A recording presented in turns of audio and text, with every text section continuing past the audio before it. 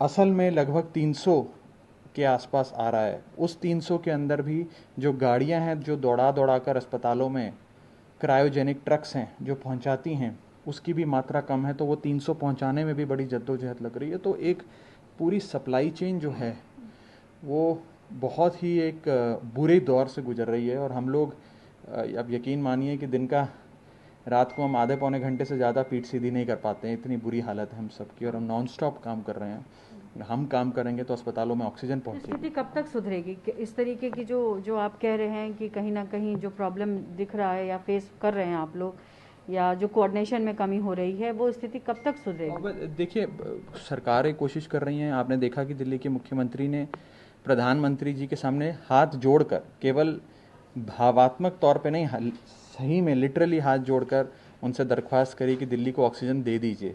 हमें ऑक्सीजन कागज़ों में नहीं चाहिए कि लो जी हमें तुम्हें 480 मीट्रिक टन आवंटित कर दिया। कागज़ों में तो आप हमें 4 लाख मीट्रिक टन भी आवंटित कर सकते हैं, उससे कोई हमें दिल्ली के दहलीज पे लाकर छोड़ना है ऑक्सीजन, फिर हम बांट लेंगे। देखिए राघव, जो प्लांट लगाने की बात थी कि दिल्ली में अलग अलग जगहों पर प्लांट लगेंगे, वो प्लांट कब लगेंगे, कहाँ लगेंगे? ये तो केंद्र सरकार बताएगी। पीएम केयर फंड से प्लांट लगना है। केंद्रीय स्वास्थ्य मंत्रालय, ministry of health and family welfare, doctor Harshvardhan का मंत्रालय ये प्लांट लगाएगा।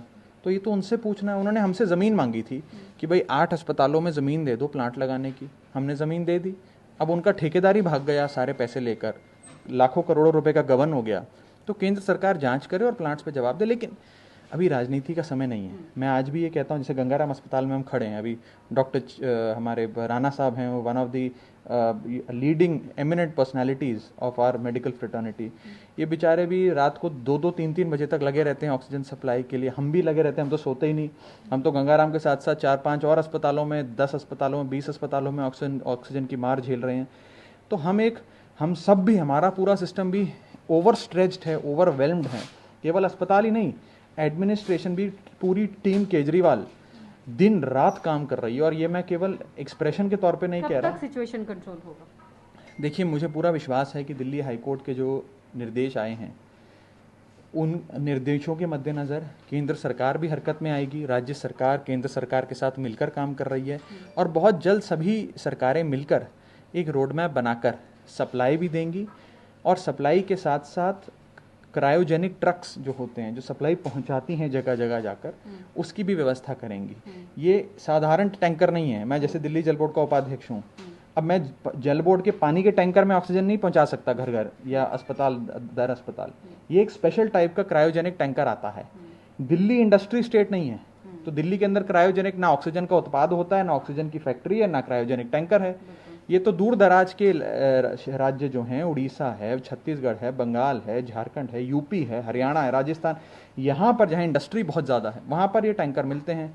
अगर दिल्ली में ये टैंकर नहीं है तो क्या दिल्ली वाले ऑक्सीजन नहीं लेंगे? तो आपको लगता है केंद्र बायस्ड है दिल्ली को लेकर? देखिए, मैं अभी कोई दोषारोपण और आरोप से बचता हूँ, मैं ऐसी कोई बात नहीं करता। मुझे विश्वास है कि देश के प्रधानमंत्री को भी दिल्ली वालों की चिंता होगी, उन्हें दिल्ली वालों के लिए भी उनका दिल में जगह होगी, और वो ज़रूर क्रायोजेनिक टैंकर और ऑक्सीजन दिल्ली वालों को मुहैया कराएंगे। और हम कम ऑक्सीजन, कम ट्रक्स के साथ भी 24 घंटे काम कर कोशिश कर रहे हैं कि एक भी मरीज की जान ना जाए।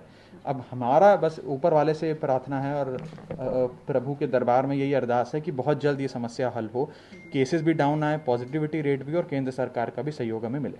बहुत शुक्रिया बात करने के लिए। तो साफ तौर पर देखिए, कोऑर्डिनेशन की बात कही उन्होंने कि ये कोऑर्डिनेशन, एक रोड मैप जो तैयार हो रहा है, वो जल्द ही इस स्थिति से निपटेगा। और जो स्थिति इस वक्त भयावह बनी हुई है, जाहिर तौर पर उससे भी लोग निकल पाएंगे। कैमरा पर्सन जहांगीर के साथ पल्लवी झा, दिल्ली न्यूज़ 24।